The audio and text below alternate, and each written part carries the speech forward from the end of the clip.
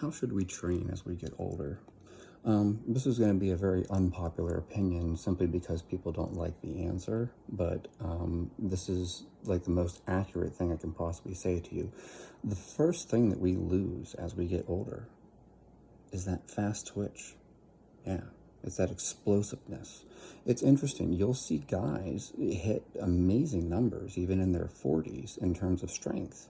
If I remember correctly, Donnie Thompson was in his mid-40s whenever he totaled 3,000. I believe Brian Carroll also in his 40s when he squatted over 1,300 pounds. I think it was 1,308.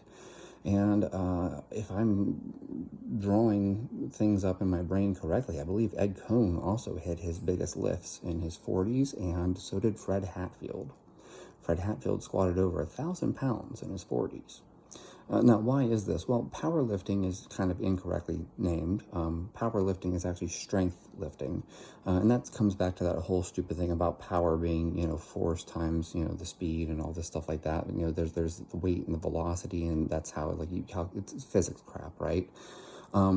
And so, like, what is power? Power is it's the explosiveness. So, like, weightlifting, like Olympic weightlifting, the snatch and the clean and jerk are actually expressions of power because they're explosive movements, right?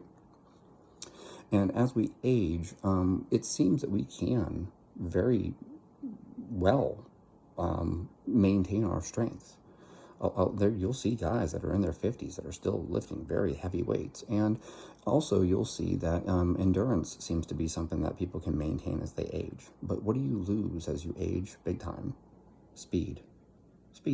Go look at the Masters World Records. You're not gonna find people running 9 point whatever in the 100 meters, or running 19 point something in the 200 meters. Those really explosive, fast, those things, high jump, triple jump, that explosive stuff, the numbers go down really fast. It's even interesting to me because, I have a particular interest in weightlifting.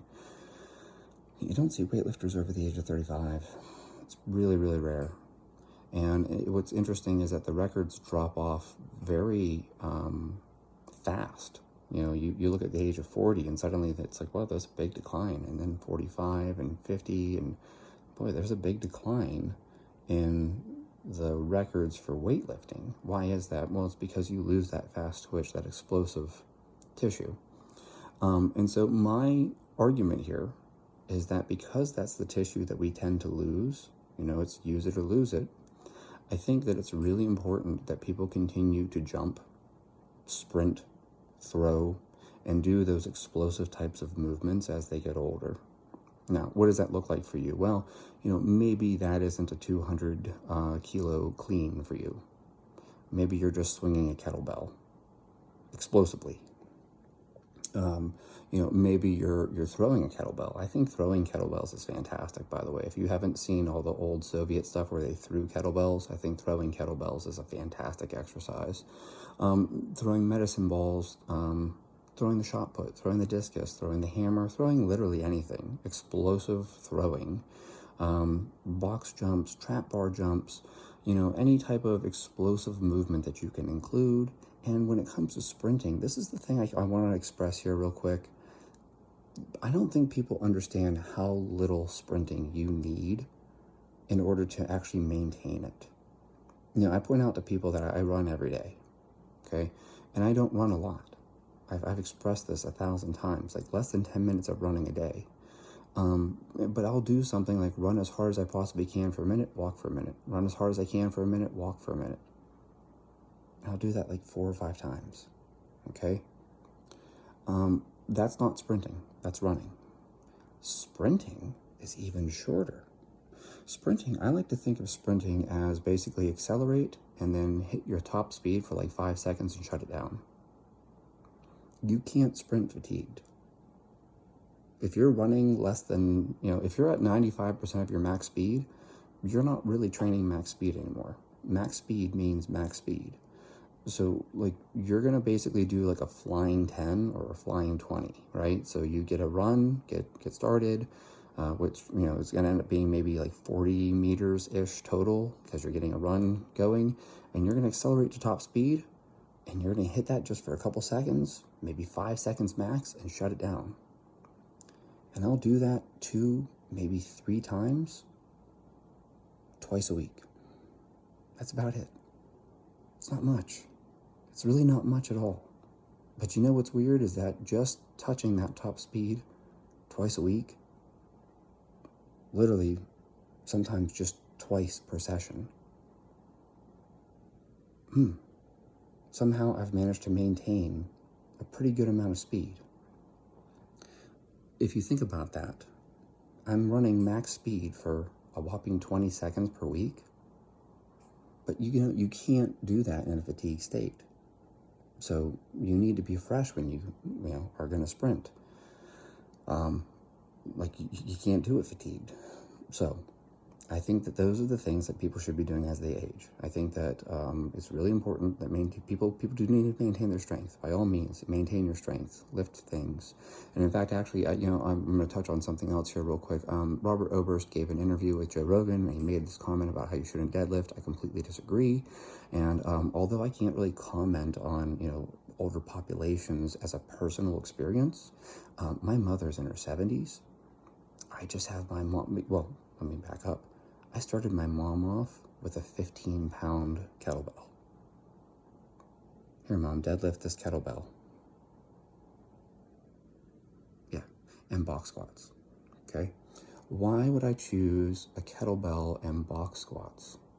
Well, the kettlebell is much better than a barbell because my mom can straddle it, right? So think about the position of it, whereas a barbell has to be in front of your shins.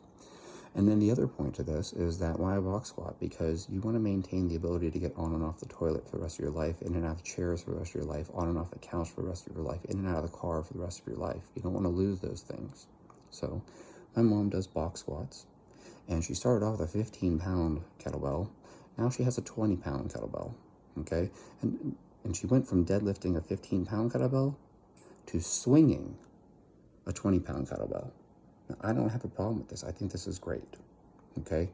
Do you need to deadlift? I would say yes, but there's absolutely no reason why you need to deadlift maximal weights.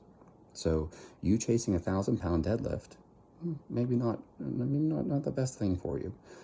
But being able to pick up a case of water or a bag of dog food, yeah.